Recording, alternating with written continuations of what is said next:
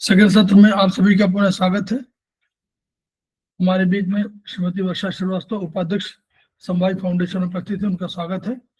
हमारे बीच में आभा जैन जी उपस्थित है, उनका स्वागत है। हमारे बीच में अनु ठुकराल जी उपस्थित है, उनका स्वागत है। हमारे बीच में पब्लिशिंग उपस्थित है, समवाय फाउंडेशन की एग्जीक्यूटिव मेंबर है, उनका स्वागत है। हमारे बीच में ये शरद उपस्थित है, जो हमारे समवाय फाउंडेशन के प्रमोटर भी हैं और आज हमारे फैकल्टी भी हैं, उनका स्वागत है। तो इस सत्र के वही फैकल्टी हैं। हम लोग अभी चर्चा कर रहे थे आयुर्वेद में वात पित्त कफ। अब हम लोग चर्चा करेंगे चाइनीज सिस्टम में डॉक्टर वॉल का जो कंसेप्ट है उसको। चैप्टर 1 है, वो कंसेप्ट को बताता है।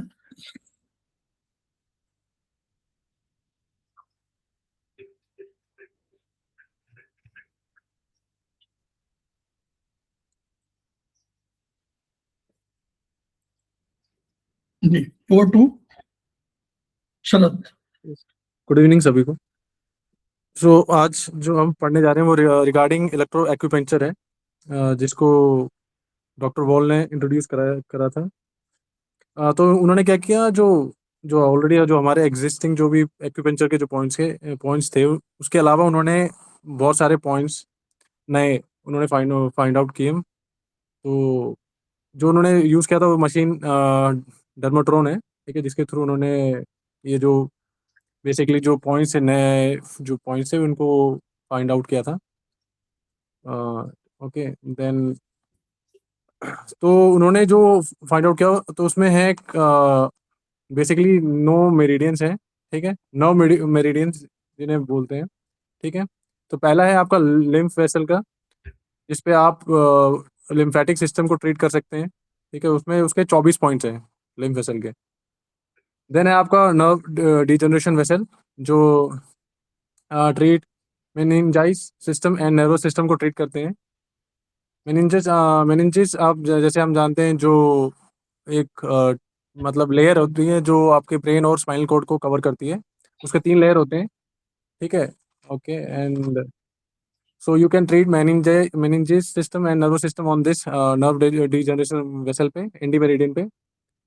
तीसरा है आपका एलर्जी और vascular degeneration vessel, AD meridian, जिस पे आप वैस्कुलर सिस्टम, बेसिकली जो सर्कुलेटरी सिस्टम होता है जिसमें आपके वेन्स होते हैं, आपके वेसल्स होते हैं, ब्लड वेसल्स होते हैं, वेन्स होते हैं, इनको आप लिम्फ वाले भी उनको आप इस पे ट्रीट कर सकते हैं, एडी मेरिडियन पे। देन है आपका ऑर्गन डीजनरेशन मेरिडियन, जिस पे आप डीप लिम्फेटिक्स को आप ट्रीट कर सकते हैं, ऑर्गन डीजनरेशन मेरिडियन। तो डीप लिम्फेटिक क्या होता है, होता है मतलब ये थोड़ा जो सुपरफिशियल लेवल से नीचे की और अंदर, मतलब ये होता है बेसिकली होता है कि उसका बड़ा ब्रांच, ठीक है, जो लिम्फेटिक जो है उसका बड़ा ब्रांच, यही जो होते हैं जो मेजर आपके जो ब्लड वेसल्स हैं, जो वेन्स हैं, उनके पास यही वाले जो होते हैं, मतलब ये यही वाले जो नेटवर्क होता है, डीप लिम्फेटिक जो होता है नेटवर्क, वही होता है मतलब।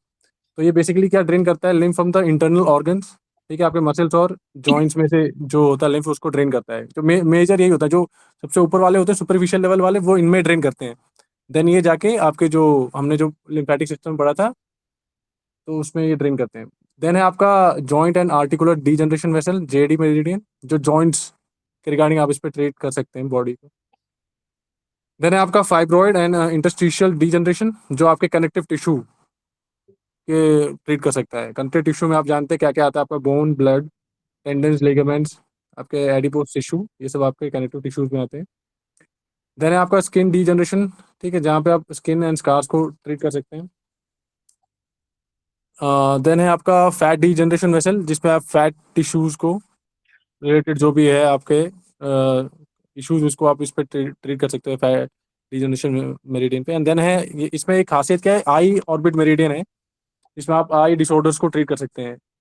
इसके सेपरेट कोई वो नहीं है, वो आई के जो ऑर्बिट है उसके आसपास आप आगे पढ़ेंगे उसमें रिगार्डिंग इसके ऑर्बिट ऑफ आई में लोकेटेड है। आप अगर आपने पढ़ा होगा या फिर आप बुक के भी बैक में देख सकते हैं बिल्कुल आई इसके, तो आप थोड़ा आइडिया हो जाएगा आपको, ठीक है। देन है आपका जैसे लाइक किडनी मेरिडियन, और जो हमारा जो चाइनीज एक्यूपेंचर है इसमें उसमें थोड़ा डिफरेंस है स्टार्टिंग पॉइंट में। देन उसके आगे भी थोड़ा चेंज हो जाता है। लाइक चाइनीज में आपका K1 जो होता है बिल्कुल नीचे सोल के, ठीक है। बट इसमें क्या है, जो K1 शुरू होता है आपका inner side of the smallest toe, मतलब उसमें वहां से शुरू होता है।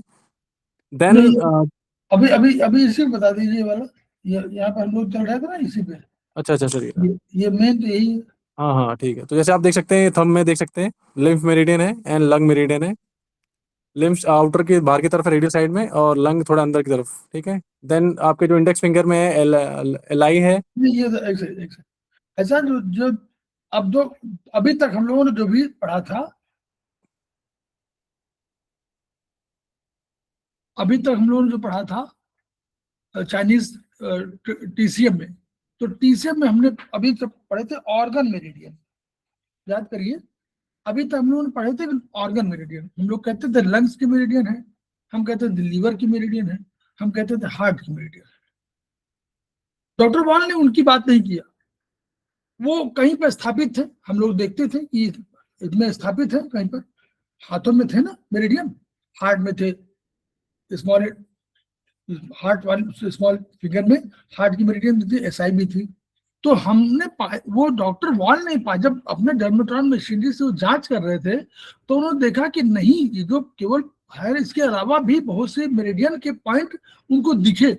और कहाँ पे दिखे, उन्होंने सारे ट्रेडिशनल मेरिडियन को माना, ट्रेडिशन को भी माना। उन्होंने कहा नहीं, ये नॉर्मली हमको दिख रहे हैं इन और यांग बॉर्डर पे। तो ये जितने टिश्यू मेरिडियन कहलाए, जो उन्होंने स्पेशली ये 9 मेरिडियन कही, तो इनमें आई को छोड़ दीजिए, शेष 8 जो है वो टिश्यू मेरिडियन कहलाई। और उन्होंने बाय द वे, देखिए ये कोई ऐसा नहीं है रिसर्च वर्क था, ऐसा नहीं संयोग से, उन्होंने बाय द वे देखा कि सारी उंगलियों में जहां जहां पर कोई मेरिडियन नहीं थी, ऑर्गन मेरिडियन, वहां वहां पर मेरिडियन कोई पाई गई जिनका नाम उन्होंने कहा टिश्यू मेरिडियन। तो डीप टिश्यू माने, हम लोग अगर साइंस की भाषा में बात करें तो टिश्यू माने बिल्कुल सेल के करीब। तो उसके ट्रीटमेंट का पैटर्न उन्होंने खोज निकाला। तो वो देखिए, ये देखिए ऐसे यहाँ पर देखिए, इन्होंने इन यांग बॉर्डर पे सारी चीज कही। तो लंग्स मेरिडियन को भी इन यांग के बॉर्डर पे पाया उन्होंने। ट्रेडिशन में नहीं ऐसा था, ट्रेडिशन में लंग्स के मेरिडियन के सिस्टम में थोड़ा सा डिफरेंट था। इन्होंने कहा नहीं, वो बॉर्डर में पाया लंग्स मेरिडियन, इनके हिसाब से बॉर्डर में पाई गई। लिम्फ मेरिडियन बाहर पाई गई, बाहर की तरफ, ये बाहर की तरफ पाई गई लिम्फ मेरिडियन, ये इन यांग के बॉर्डर पर। अब बताइए, इसी रूप में बताइए पूरा, बढ़िया। देन है आपका, जैसे आप देख सकते हैं LI जो है वो भी टुवर्ड्स द थंब है। LI तो पहले से एग्जिस्ट कर रही थी, यस लंग्स सर। एग्जिस्ट कर रहा था, LI एग्जिस्ट कर रहा था, सर्कुलेशन पेरिकार्डियम मेरिडियन एग्जिस्ट कर रही थी उसको पेरिकार्डियम के रूप में, और यस वो हार्ट भी थी, स्मॉल भी थी, और हमारा एंडोक्राइन या ट्रिपल वार्मर वो भी एग्जिस्ट कर रही थी। जो एग्जिस्ट नहीं कर रही थी वो 4 मेरिडियन है। Yes sir. हाँ, देख जो आपके ये बताइए, हो गया वैस्कुलर डिजनरेशन वाला। देख के समझ लीजिए, इसको समझिए। यस जो है आपका एक ND, आपका AD एंड आपका एंडो, ये आपका क्या बोलते हैं ऑर्गन डीजनरेशन, ये नए ऐड किए हैं इसमें। लिम्फ हो गया आपका, ND हो गया, और ये आपका AD एंड आपका OD, ऑर्गन डीजनरेशन मेरिडियन। बाकी सब तो थे ही सेम। हार्ट और SI तो वहीं पे है, जो छोटे स्मॉल उस पे है, फिंगर पे। तो ये नए उन्होंने ऐड किया। एंड देन है सर, उसका दिखा दीजिए फुट वाला। एलर्जी में देखिए, एलर्जी जो पेरिकार्डियम मेरिडियन थी, पहले हम लोगों ने पेरिकार्डियम मेरिडियन कहा था, उसको उन्होंने सर्कुलेशन मेरिडियन कहा। उसने देखा कि इसका जो फंक्शन है वो सर्कुलेशन के करीब अधिक है, इसलिए उन्होंने उसको पेरिकार्डियम को सर्कुलेशन मेरिडियन का नाम दे दिया।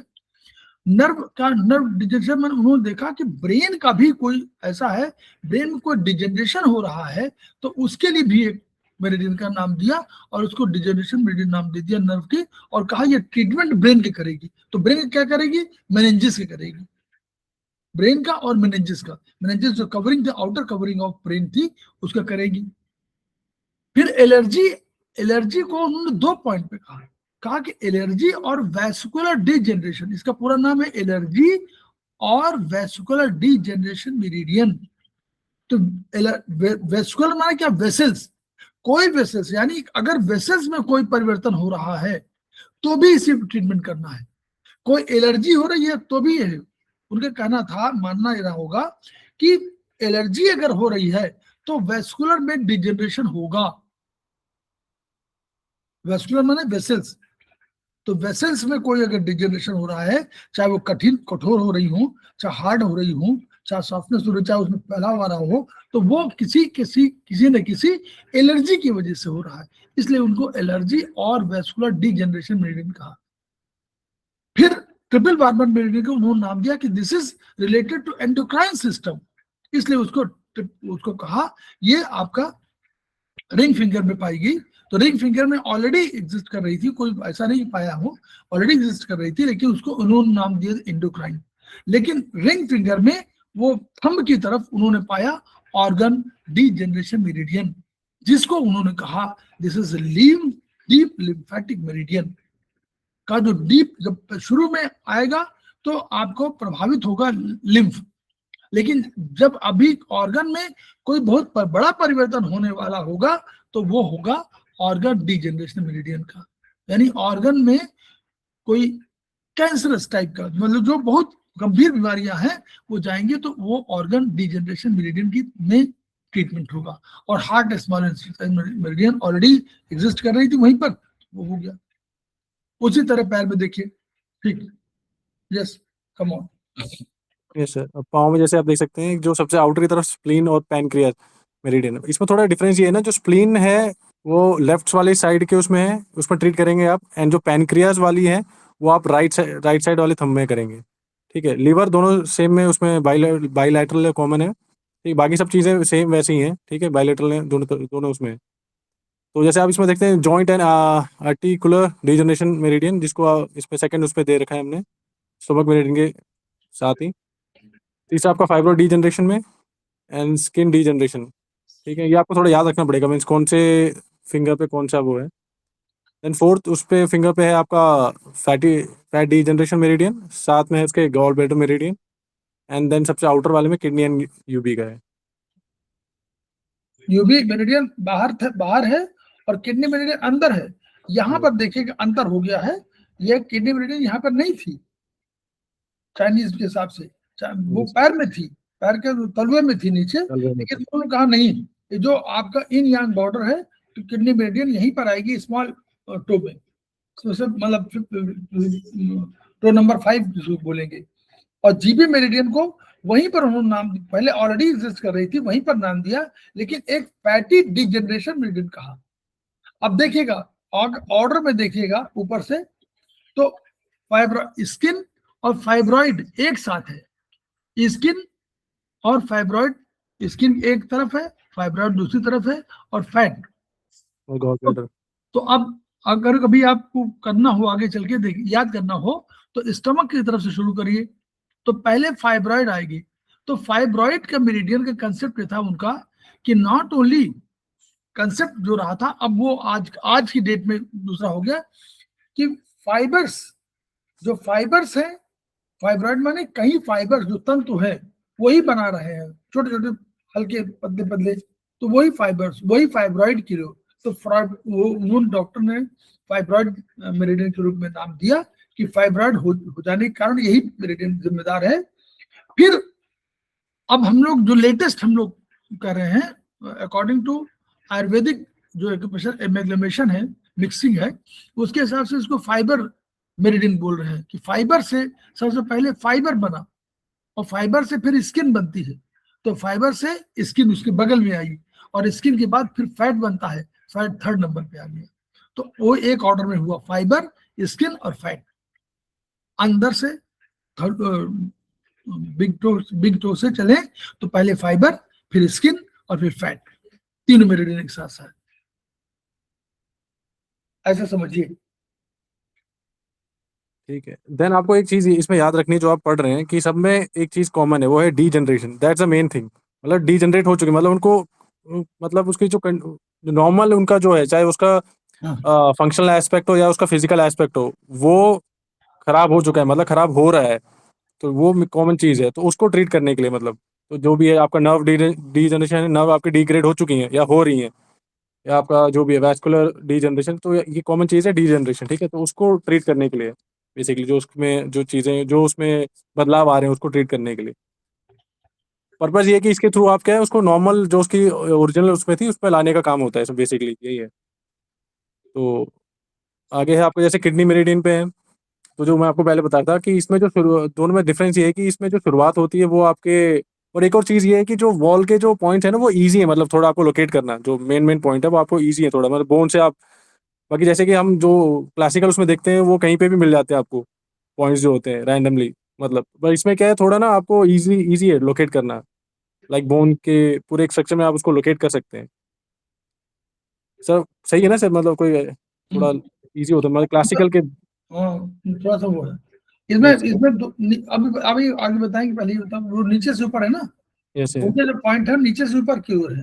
आगे यस जो सर। ट्रीटमेंट का पैटर्न निकाला, उन्होंने कहा नीचे से ऊपर की ओर है। तो हमेशा पॉइंट नंबर जो 1 उन्होंने लिया वो नीचे की तरफ, मतलब यानी आपका डायफ्राम से नीचे की तरफ जो भी होगा वो 1 नंबर, डायफ्राम और ये गले तक के लिए सेकंड 2 नंबर, और इस गले से ऊपर के लिए जो है उन्होंने 3 नंबर लिखा है। ये कंसेप्ट लिया अपने हिसाब से, तो जो पॉइंट का नंबरिंग सिस्टम हुआ वो इसी आधार पर हुआ। ठीक है। तो जैसे आपने बोला कि वो थोड़ा डिफरेंस है उसमें, देन बट वो क्या बोलते हैं फिर वो आके जो जो वॉल वाला है वो भी आपके केबल से होके गुजरता है, देन इट गोज ऊपर की तरफ, ठीक है। ठीक है, उसके बाद वो वहाँ भी अलग अलग है, बट स्टिल वहाँ से एक कॉमन यही कि वो केबल से पास करता है जो डॉक्टर वॉल वाला है। तो चाइनीज पॉइंट का जो वो है वो डीप लिम्फ पॉइंट है किडनी का, ठीक है, अकॉर्डिंग टू ईएवी, मतलब जो आपका इलेक्ट्रो एक्यूपेंचर उसके हिसाब से जो आपका केवन है वो आपका किडनी का डीप लिम्फ लिम्फ पॉइंट है, ठीक है। देन इसमें बोला हुआ है कि जो यूबी के पॉइंट्स हैं लंबर एरिया और बैक एरिया में, थाइज एरिया में, वो भी डिफरेंट है, मतलब ये इसमें आपके डॉक्टर वॉल के जो पॉइंट्स हैं वो भी डिफरेंट है क्लासिकल के रिगार्डिंग। जो इसमें देन जैसे सर ने पहले बताया जो ट्रिपल वार्म मेरिडियन उसको endocrine meridian as endocrine meridian लिया गया है, ठीक है। जो भी तो आप इसमें क्या कर सकते हैं, जो भी एंडोक्राइन ग्लैंड से रिलेटेड जो मॉल फंक्शन है उसको आप इस पर ट्रीट कर सकते हैं, ठीक है। देन आपका पेरिकार्डियम मेरिडियन है जिसको सर्कुलेशन मेरिडियन माना गया है इसमें, डॉक्टर वॉल के उसमें।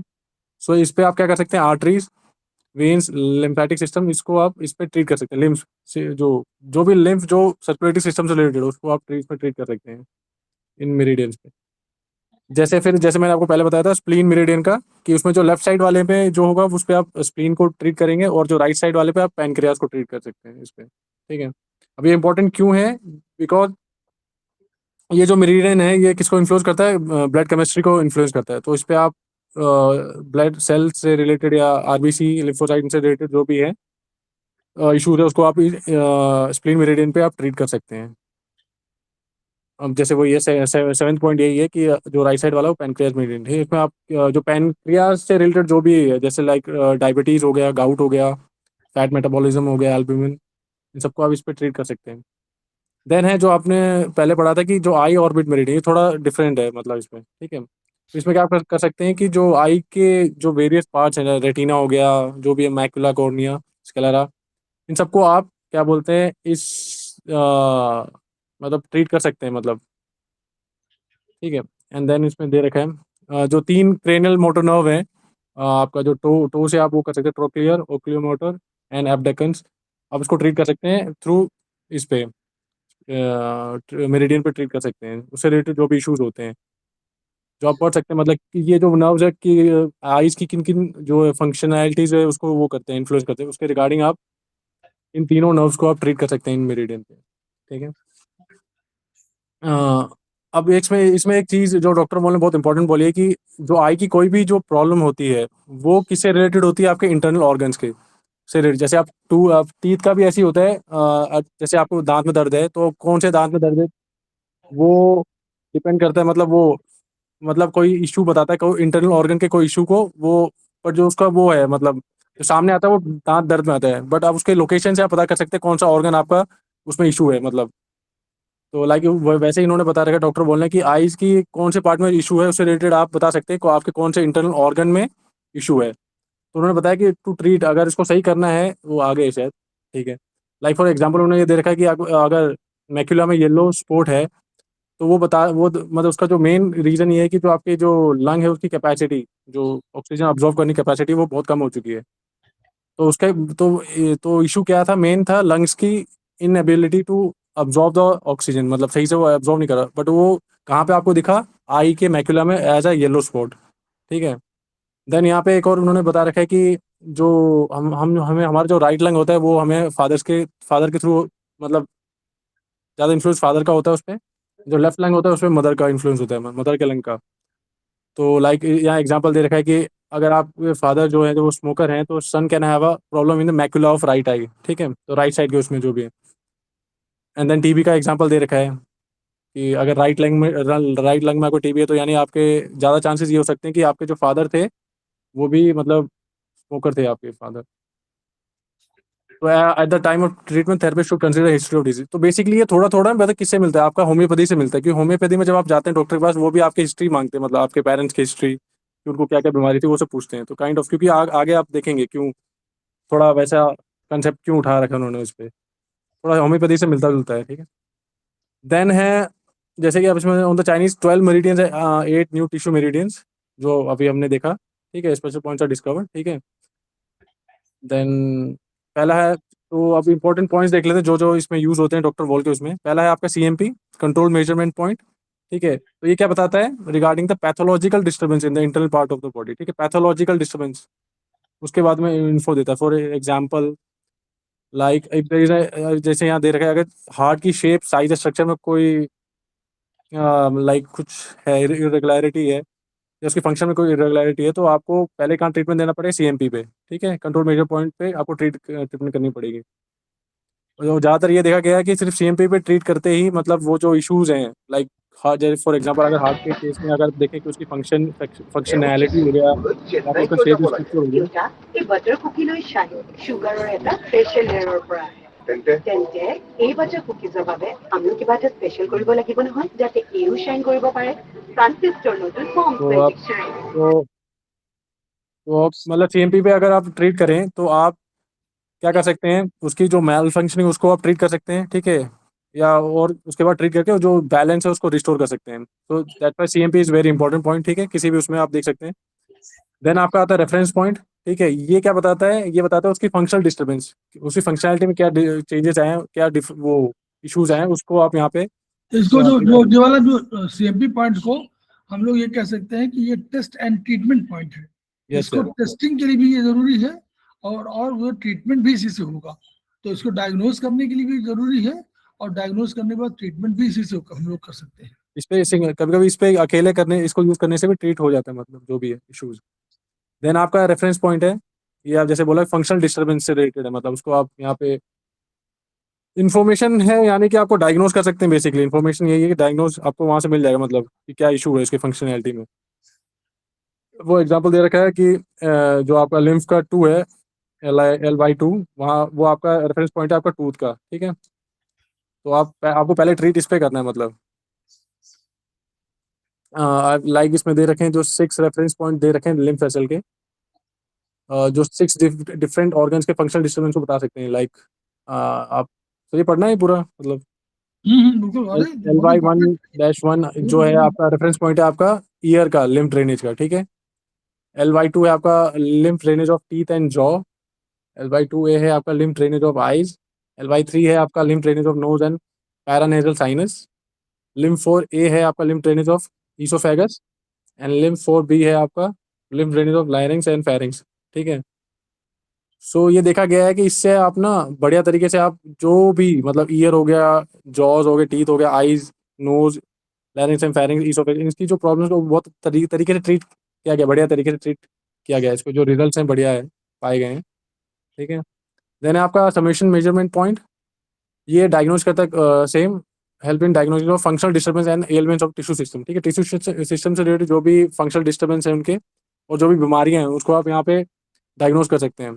तो लाइक यहाँ दे रखा है कि like problem comes in any artery of any part of body, the first treatment should be given P9, जो है आपका summation point of measurement point of arteries है P9, ठीक है। तो आर्टरीज में body through out the body आपको arteries में कोई भी इशू हो तो आपको पहले किस पे करना है, P9 पे करना है, because it is the summation measurement point, ठीक है। देन है आपका पार्शियल समेशन मेजरमेंट पॉइंट, ये भी बहुत इंपॉर्टेंट है, ठीक है। ये क्या करता है, जैसे फॉर एग्जांपल LY5 का एग्जांपल दे रखा है, lymph vessel of heart, pericardium, lungs. So this point information about tissue system of near by organ में सिमिलर फंक्शन।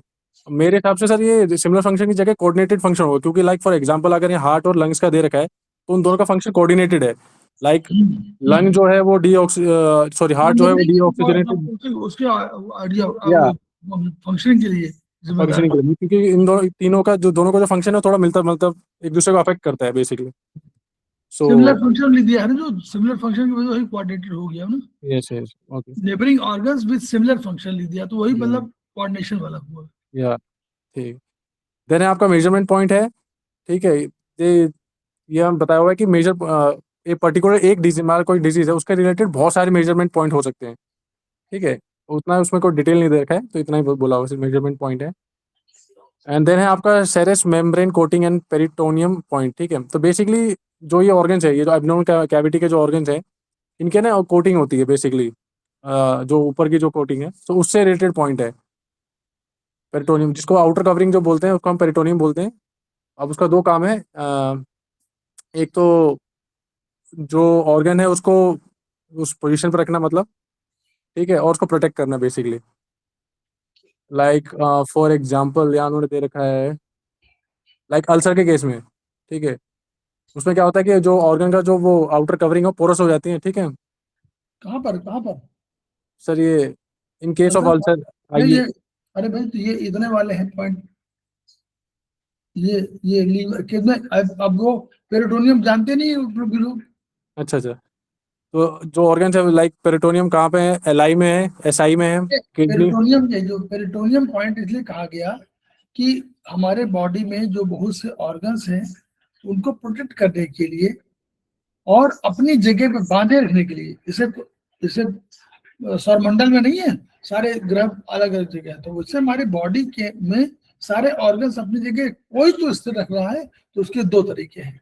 ये जो पेरिटोनियम है तो उसने प्रोटेक्शन दे रखी कि भाई ये अपनी जगह आप दूरी पहले तो कवर कर दिया, जैसे बोरा में कोई आपको सामान रखना हो तो पहले कवर कर लीजिए, फिर उनको एक साथ बड़े बोरे में रख दीजिए, वैसे ही बैग में इन सबको रखा गया, तो इसको पेरिटोनियम कहा गया।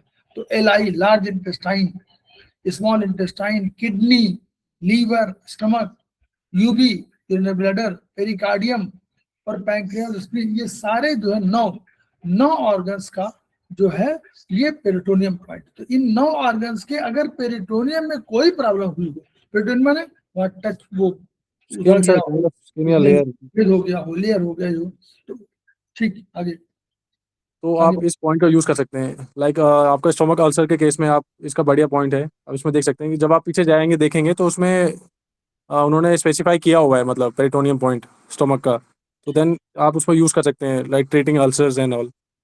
सो ठीक है। देन है आपका ऑटोनॉमिक इनर्वेशन पॉइंट, ठीक है। सो ये बेसिकली क्या होता है, जो आप जैसे आप जानते हैं कि जो हमारा जो डिफरेंट ऑर्गन्स है वो सेंट्रल नर्वस सिस्टम से कनेक्टेड है थ्रू स्पाइनल कॉर्ड से, जो नर्व्स निकलते हैं उसके थ्रू। सो इनोवेशन क्या होता है बेसिकली, जो नर्व्स होते हैं, ठीक है, मतलब वो कनेक्ट, मान लीजिए कनेक्शन है, मतलब वो आपके स्पाइनल कॉर्ड से ब्रेन, स्पाइनल कॉर्ड और ऑर्गन के बीच का जो कनेक्शन है बेसिकली वो, ठीक है, जिसके थ्रू आपका जो ऑटोनॉमिक नर्वस सिस्टम वो काम करता है, ठीक है, जिसके थ्रू आप इंफॉर्मेशन आती जाती रहती है, मतलब जो भी है क्या करना है ऑर्गन को, क्या करना है उसके, जिसके थ्रू ब्रेन क्या होता है कंट्रोल कर पाता है मतलब ऑर्गन को, लाइक आपका ब्रीदिंग, आपका हार्ट रेट, इन सब चीज़ों को, ठीक है। तो उसमें अगर कोई भी फॉल्ट ये सब है तो आपको अगर उस जो ये कनेक्शन है, ये जो नर्व कनेक्शन है between the brain, spinal cord and organ के बीच, उसमें अगर उसमें जो कनेक्शन के थ्रू कुछ उसमें इश्यूज आ रहे हैं उसके फंक्शनिंग में, ऑर्गन की फंक्शनिंग में, तब आप जो AIP है, ऑटोनॉमिक इनोवेशन पॉइंट है, उसका आप यूज़ कर सकते हैं। तो लाइक फॉर एग्जांपल यहाँ पे हार्ट का दे रखा है, हार्ट के जैसे 3 प्लेक्सेस हैं। प्लेक्सेस बेसिकली क्या होता है, वो नर्व सेल के नेटवर्क हैं बेसिकली, ठीक है, जो ऑटोनॉमिक नर्वस सिस्टम के पार्ट है बेसिकली। तो नर्व्स तो प्लेक्सेस यही होते हैं, नथिंग बट मतलब वो एक नेटवर्क है नर्व सेल का, जिसके थ्रू ब्रेन, स्पाइनल कॉर्ड और जो ऑर्गन है उसके बीच का कनेक्शन स्थापित होता है, मतलब कि जिसके थ्रू ब्रेन क्या बोलते हैं कंट्रोल कर पाता है फंक्शनिंग को ऑर्गन के, ठीक है, दैट्स।